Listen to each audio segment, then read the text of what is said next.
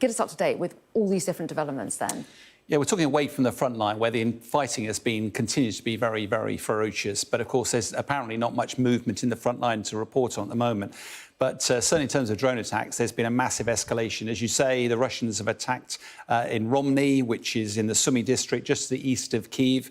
A target appears to be a school. The numbers keep rising. At the moment, it's 4 dead. It includes the head teacher, the deputy head teacher and a librarian, and also 4 injured. But there's quite a lot of debris. If you look at the scene there, and it's quite possible there's quite a lot of people still out unaccounted for by all accounts. But the big news was overnight the Ukrainians were continuing their strikes against Moscow.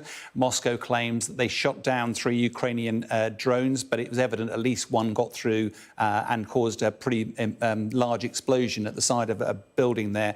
Now, from the video footage and the stills, not a great deal of damage actually done. It was quite an impressive blast. But undoubtedly, the damage here is all psychological. I keep referring to the fact that if this was central London, everybody in London would know about it, and it would be quite a shock. Russia also claims that the Ukrainians have attacked Belgorod, which is just across the border from Ukraine. 3 people killed there. Now, Ukraine doesn't normally comment on any attacks like this, but what Ukraine has claimed credit for is an attack on Crimea, this massive explosion on Crimea, which apparently was the Ukrainians destroying a missile system there, which is an S-400 long-range missile system, air-to-air. Almost certainly, this was a key success for Ukraine because this system would have been used against Ukrainian forces across Ukraine, a big target for Ukraine to hit. And why are we hearing about this stepping up of action away from the front line, do you think? Well, it's fascinating because this is the 6th consecutive day now that Ukraine's been attacking onto Russian soil, which is quite unusual, whether it's Moscow, but also at Novgorod. If you remember, there was the attack on a Russian military airfield.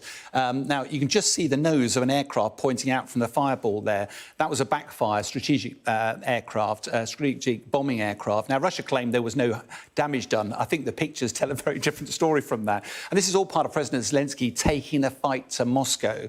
Now, the US State Department have made the rare comment of saying that they neither encourage nor enable these attacks by Ukraine onto Russian soil. But the real question for me is where they're being launched from, because if they're launched just across the border, you can use small drones to do that. But Moscow and these airfields are hundreds of kilometres away. Ukraine has very limited ability to conduct drone attacks. So it does look increasingly likely that some of these are actually being conducted from Russian soil itself. But regardless, all of this is increasing pressure on President Putin. His #1 priority is to protect his countrymen, and it's increasingly evident he's struggling to do that. Well, yes, and what can he do to try to step up protection? Well, the person he has responsible for protecting Russian airspace is the chief of the Russian Air and Aerospace Forces, General Surovikin, who's shown here.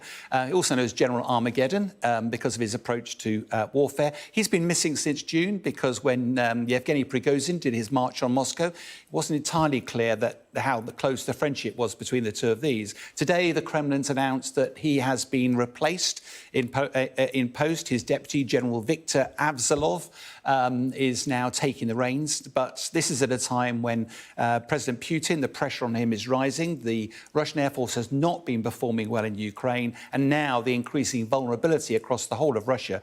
Really tough time for the deputy to be taking the reins of the Russian Air Force.